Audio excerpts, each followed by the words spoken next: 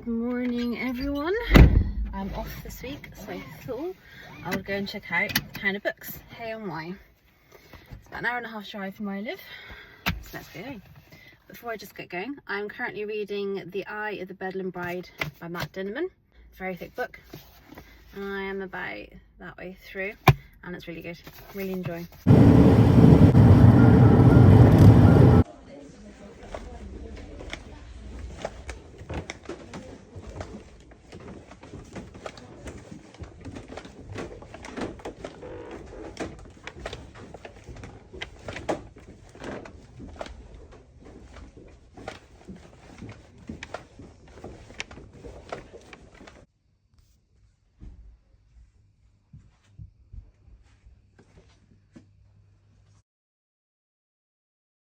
Hello, so we're now back in the car ready to head back. I parked at 13:43 and it's now 10 to, so I've been about an hour. Thoughts? Bought a bit, and I will show you what I bought in just a minute. Would I come back here again? No. I think they're missing something really critical. So they're obviously the town of books, first apparently in the world. And they've got bookshops absolutely everywhere, which is fair enough. So you can classify yourself as the town of books. But if you had a shop, and I assume that they would, but they haven't, that sold book related items like nice patterned cushions, lots of different types of book notes that you can buy, all the different kind of bookmarks, book bags, I think you would actually make a lot of money. But I couldn't see that anywhere. There's obviously loads of bookshops, loads of second-hand bookshops that's got that really old horrible smell. I don't like the smell of old books. New books, however, is nice. And then you had one bookshop that I could find that had new books at a discounted price, which is part of the reason why I bought what I did. But all the rest were brand new, so it's an hour and 40-minute drive for me. So it's a long trip back for an hour. I don't know, I just feel like they need to up their game a bit. It was a bit lackluster. So this shop was called Gay and Why, and I did quite like the pun. It was themed. The guy was in there was very friendly and very brightly coloured. That was a good bookshop. So I got Cursed Under London by Gabby Hutchinson Crouch. Like the cover, and the inside is obviously themed, and it has also been signed by the author, which I liked. And they also had book 2 there. You know I'm like, how fast I read. This is Cursed in the Lost City. I can't buy book 2 without buying, if I'm buying book 1. This is the discounted one. Now, we first got book 1 and 2 by John Gwynne. So we've got Malice, as you can see, these were £6.95, and Valor. Now, this is, I think, is epic fantasy, and I want to publish my book, so I'm currently writing it. And the book I'm writing, I'm going to classify, I think, as epic, because by the time I finish it's going to be nearly 200,000 words long. So I want to get a bit of research into like other epic fantasy authors, and I have read a few, but I haven't ever read John Gwynne. So I thought, for discounted, I've got books 1 and 2 so I can see what they're like. Now, I have read this series on my Kindle and I really enjoyed, and they were £5 each. So we've got The Naturals, All In, Bad Blood and Killer Instinct. So I really enjoy them, so I want to have them on my bookshelf. For 20 quid for 4. Then the last one was Dance of Thieves by Mary Pearson. Now I'm a bit late to this one, because I know this has been going around Book Talk, but it does look good. And again, for £4.95, I can give it a try. And it's so hot, I'm dying slightly, so I'm going to do the long journey back. I'm sure for you, it will see you in a couple of seconds. For me, I'll see you in a while. I'm currently reading in bed, and I really should be getting to sleep because I'm tired. But this book is actually really good. So, still reading The Eye of the Bedlam Bride. I am now about halfway through. This is a very heavy book to read, but it's good. So this week I've been doing kind of a reading vlog, so I hope you all have been enjoying this video so far. So I was up reading till midnight last night, finishing The Eye of the Bedlam Bride by Matt Dinniman. So this is book 6 in the series, and let me tell you how many pages. 794 pages. Now, it did take me quite a while to read through. I had to have, you can see in the top where the others are, I had to have a bit of a break between book 5 and book 6. It gets quite repetitive in some ways and quite heavy. So this is obviously about Carl and Princess Donut. They have reached floor 8 and they've got several different things going on throughout this book. They've got the crown, the tiara that Katia is now wearing that they have to deal with. And they've also got like a card, Yu-Gi-Oh! Magic the Gathering type situation going on where they have to collect cards and then they have to go through a battle. They've also got to get keys, they've got to get downstairs to the next level, level 9, which is the faction wars. They've got all of that going on in the background. You're kind of dribbling more of the political scene going on and what's going on with the primal engine, and the AI is getting is now self-aware and getting its own personality. It's a very good book. I think I would probably rate this 4 stars. The whole series is definitely a 5-star series for me. The only reason why this one dropped slightly, it is very heavy going in the sense that a lot of the battles that they kind of going through in a lot of the scenarios, it can get mildly a little bit repetitive because obviously Carl swoops in, the spoiler alert, Carl swoops in at the end of the day to kind of save the day, and the most amount of people I think ever have managed to get down to level 9. So the AI is having to adjust the faction war slightly, and the people who have kind of booked a team, so to speak, in the faction wars have been trying to pull out because the crawlers have got their own team for once ever, as have the NPCs. So it was very good, very interesting. I liked the concept of level 8. I enjoyed seeing a bit more of the political side going on, hearing about more kind of Carl's side and how he's keeps saying kind of they're not going to break him, but you can see the emotional damage that all of this is happening on him, and how kind of the people he has to kill. And again, spoiler alert, it brings up there's like a memory event going on where he sees events from the past, realizes he has a half brother he never knew about, and kind of Matt Dinman throughout this does very well the emotional kind of devastation that these characters go through and what they suddenly have to cope with. I mean, you've got people from a normal life, like he's just a coast guard or someone who's just like a shopping assistant, suddenly having to kill people just to survive to get to the next level. It's where do you put in line your life above the others? You've got kind of the whole survive or live scenario, and that's very interesting because Carl has more put others' lives above his own, almost to his detriment. But it's quite a deep emotional concept throughout this book. It's not is kind of just a dungeon crawler book, lit RPG. It's a lot more involved in that, and I really like that because by the time you get to this book, you're so involved in the other characters like Katia, Louis, even Samantha, who is really weird. I would love to see this done as like a TV series or something. I think that would be really weird, but really great. You're so connected to all these characters, you don't want to lose any of them. He described their kind of emotional state and relationships so well. You're so connected to all of them, so I'm really invested now. Now I know the next book is out on Kindle, but I have pre-ordered the hardcover, which I think comes out end of September.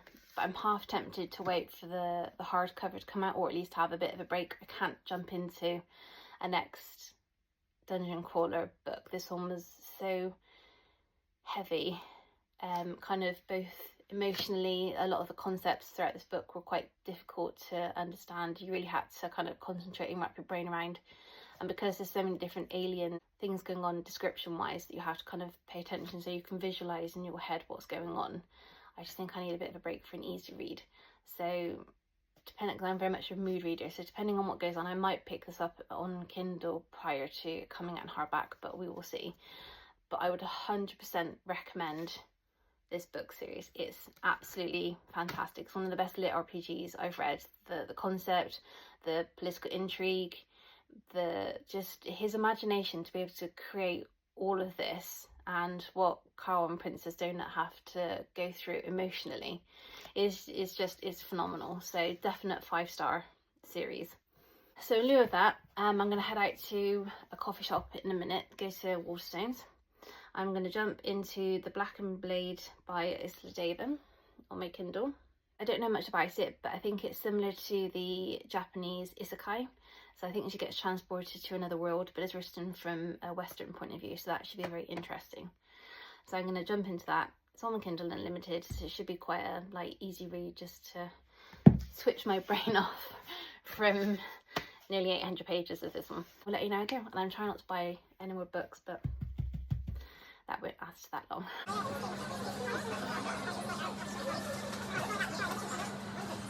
Good afternoon. I've just got back from the bookshop, went into town, had a little cup of tea. I was there for a good couple of hours reading. So as I said this morning, I started The Black and Blade by Isla Davin, apologies if I'm pronouncing that wrong, as a light read just to get over The Eye of the Bedlam Bride by Matt Dinnerman. And I am now on 87%, so I've binge read this the whole day. Fantastic. I would say 5-star read. It's a very easy read, very easy to slip into. It's about this girl called Mikai. Again, if I'm butchering the name, apologies. And she's gone through absolute hell. Her youth doesn't seem that good. Their equivalent of like high school, secondary school was hell. She was bullied constantly. Then she got captured and taken to this place called the Facility.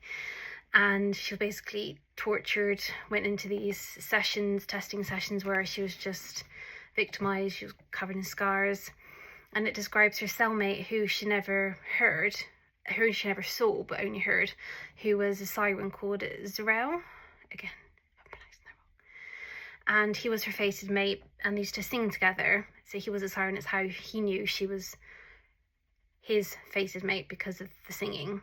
And then and you hear all about this kind of within the first few pages. I should have said spoiler alert, but it's very early on in the book you hear about this. And then smoke fills the room in her little cell, and she basically dies. And then it backtracks to 10 years ago, and she wakes up and she has another chance to redo her life. And she wakes up in their like secondary school, high school, I don't know if it's, anyway.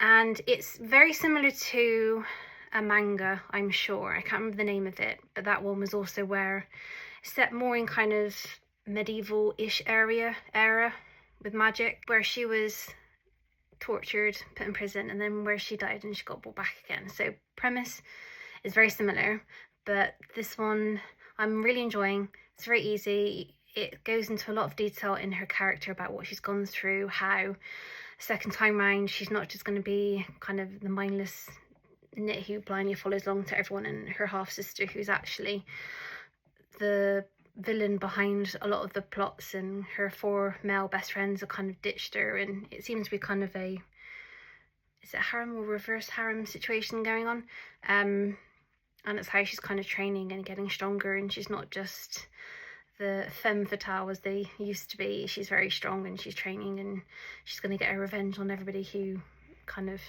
treated her badly. And it's really good. But 2 books are out so far. I don't know if this is her debut novel, but I would highly recommend going and watching it. It's definitely 5-star at the moment, and it's a very easy read. So I'm probably going to finish this one and then go on to the next one today as well. Because I'm home, it means I can read most of the day. I was going to go out, go for a stroll, and kind of get my picnic blanket and read outside.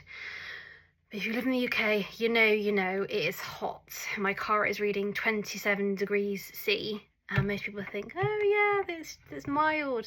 Yeah, if you're abroad, I agree with you, it's nice. Here, the humidity is disgusting. I hate this weather, being this hot. I've never once complained about it being cooler. I'm not one of those wishing it was hotter and then wishing it was cooler. Nope. This weather is just a bit too hot. So if it cools down a bit later, I might. But at the moment, I think if I was 5 minutes outside, I'd burn.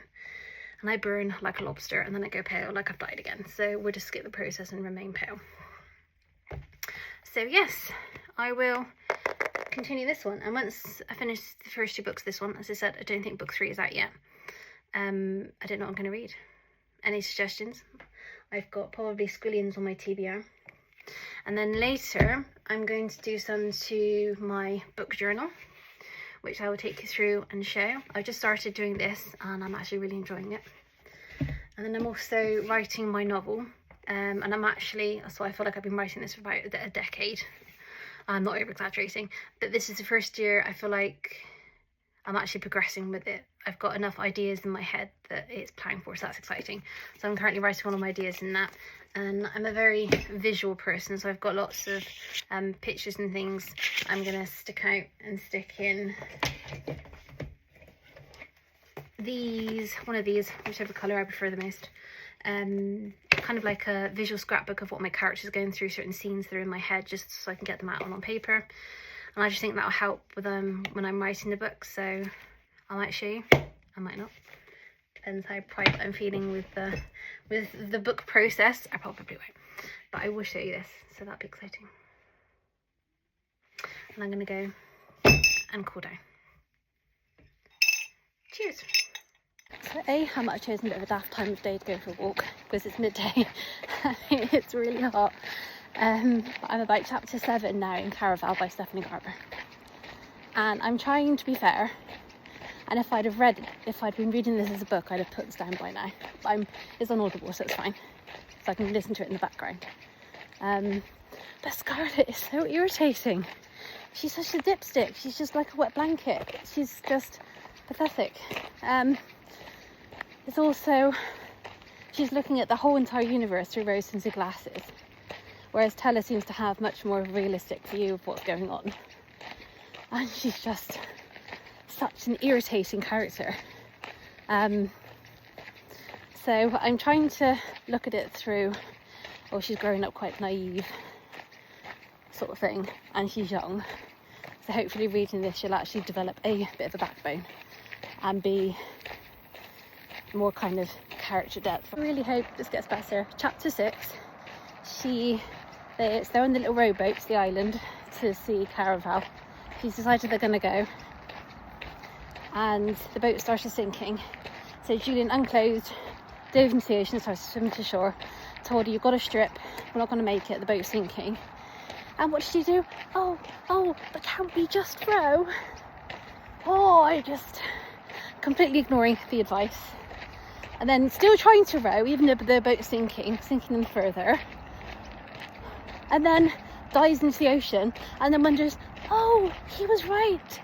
My clothes, I can't swim. Oh, no shit. Oh, I won't swear. Oh, she's such an irritating character. Wow, I really don't know if I can finish even listening to this.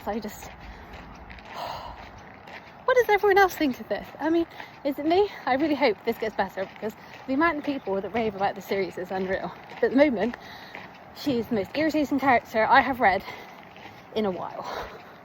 So I did say that I was very quick. So I have finished book 2 in the series that I started this morning, A Blackened Bond by Isla Davin. And it's very good. I'm really, really enjoyed, and it ends on a little bit of a cliffhanger, and several kind of points, plot bits all kind of all pulling in. So I really, really want to know what's going on. But the third book isn't released till the 16th or something of September, which is quite annoying. So I can't find out what happens. So I'm gonna have to be patient and wait. But it's really good. As explained in previously what it's about. Kind of book 2 is more her being with her fated mates that she's managed to discover. Sarai is you're seeing kind of more of things from her point of view, and politically and things what's going on. So it's good. It's exciting. I just received some book mail, so let's open. I'm not going to buy any more books till I've read all the books on my TBR. Lasted all of about an hour.